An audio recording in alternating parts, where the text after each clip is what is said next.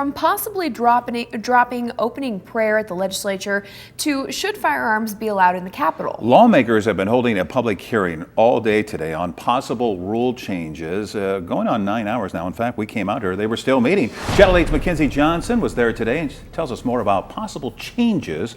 They definitely drew a big crowd, didn't they? Yeah, that's right. The Rules Committee is getting close to the end of their hearing after about 8.5 hours. So why did it take so long? Well, 57 rules were proposed this year, which is more than the past 6 years, and many of them caught the attention of the public. Dozens gathered in room 1525 at the State Capitol building to give their opinions on the rules introduced by lawmakers. The Rules Committee is beginning the process of choosing which proposals they will move forward with, which will then change the legislature's rules for the next session. Senator Megan Hunt from Omaha introduced a rule to end the tradition of an opening prayer every day of the legislative session. Her proposal found support, but was overwhelmingly opposed in the hearing. When we have prayer to open up a government activity, it's making a huge assumption. This body represents all Nebraskans. It represents me as a Christian, but it represents Buddhists and Hindus and atheists, and I think that's what makes our state such a wonderful place. It is disingenuous that we sit here and talk about rules, and the reason we don't have rules is because we don't have accountability. We don't have accountability because we've rejected God, so you damn sure shouldn't get rid of the prayer. Her rule wasn't the only controversial proposal. Senator Steve Halloran wants to get rid of the legislature's secret ballots. Right now, senators can vote for the committee chairs and for the speaker with secret ballots. Halloran says senators have to vote publicly for bills and amendments, so leadership votes should be public as well.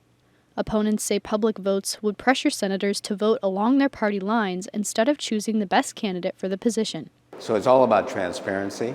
To me, it's a non-starter. They want to keep it secret so that deals can be made on chairmanships. Just have an open vote. So it may appear like it's not as transparent, but really it allows for a genuine vote on who's the best suited in these leadership roles. Some other rules that were brought up were prohibiting the carrying of firearms in legislative spaces except for military and law enforcement personnel, and redistricting Nebraska without partisanship. The committee is expecting to decide which proposed rules to advance soon, and they'll then be debated on the floor. We're going to continue to follow the rules through the legislative session. A long day for many, no doubt. All right. Thank you so much, Mackenzie. You've heard of the federal child tax credit, right? How about one from the state of Nebraska? Senator Danielle Conrad is proposing a bill to do just that. Families would get a $1,000 tax credit per child under the age of 18. That's for a single filer making up to $75,000 a year and $110,000 for married couples filing jointly. Higher incomes would see a sliding scale.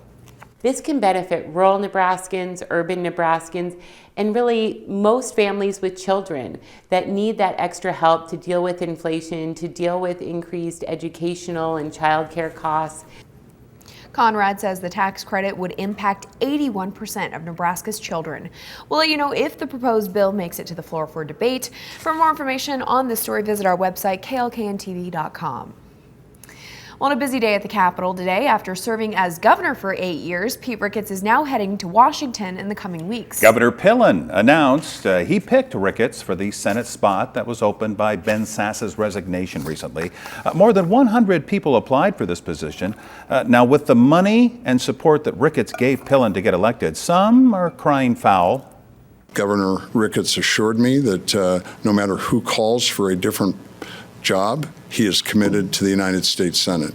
No matter who calls him to become a vice president of the United States, who calls him to become secretary. Very flattering. Thank you. Thank you. And he made it very clear that he did not even look at interviewing a Democrat. Governor Pillen basically just said right now to Nebraskans, I care about the GOP.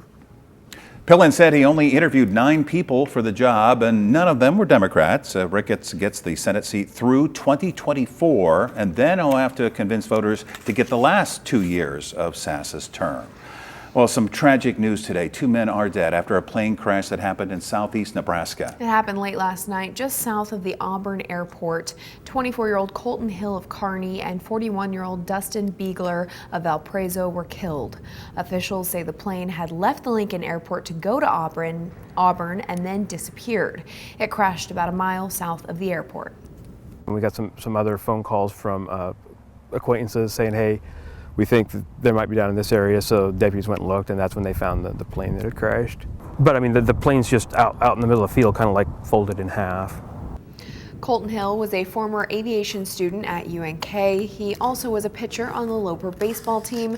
The crash remains under investigation.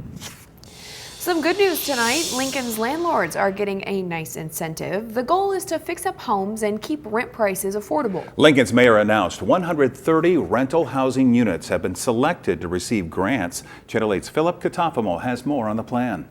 It's all part of the city's pilot residential rental rehabilitation project. My administration is ahead of schedule on achieving our ambitious goal to create 5,000 new or rehabilitated affordable housing units by 2030. Thursday, Mayor Gaylor Baird announced a program that offers up to $15,000 per dwelling to improve the quality of affordable rental housing. Upgrades such as energy-efficient windows, additional insulation, and other structural improvements. And this new initiative to improve the quality and to increase the affordability of our older housing stock in Lincoln will make life better for over 100 families in our community during this first phase of the project. The pilot program centers on parts of near South and Everett neighborhoods located south of downtown, connected by Lincoln Mall, South 9th and South 17th Streets. Funding for the grants will be primarily through tax increment financing generated by improvements to the area.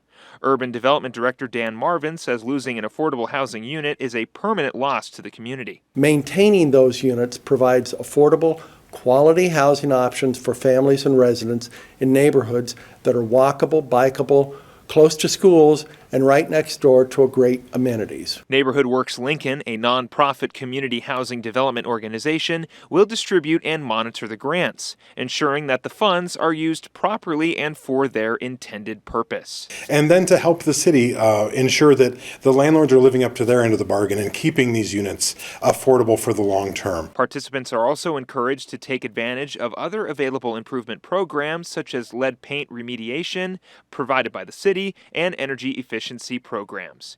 Reporting in Lincoln, Philip Katafamo, Channel 8 News. Time to check in with Rusty.